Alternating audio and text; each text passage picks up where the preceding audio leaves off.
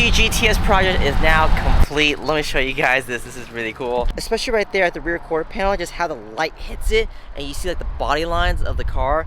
Just looks so good. I'm hoping the camera can capture just how beautiful the blue looks with the film. It is just crazy. And you still see all the metallic flakes in the paint coming through. It's a really cool finish. And of course, we did an EVS custom hood with this. So the hood is completely custom wrapped in all edges, no relief cuts, no seam. We took out the hood vents and tucked the film underneath it and then placed it back in. That way it looks as seamless as possible. Same thing with the Mercedes badge on the front bumper. And of course, since we're in Houston, we had to tint the windows. Cerelux 33 on all the sides and the back window to give it a little bit of privacy but still have amazing heat rejection. Photo 670 on the front windshield, clear but blocked an insane amount of heat. Vossen forged Evo 3 wheels, 20 inches in the front and 21 inches in the back. This is a really clean 5-spoke open design. Allows you to see the calipers in the back, especially if you have a bright color one, and the rotors if you have drilled or slotted. Can't go wrong with satin black if you want something that's really clean. Two things I really like about this wheel. One, I like the way the spokes are cut around here. The reason I like this is because you don't see a lot of wheel companies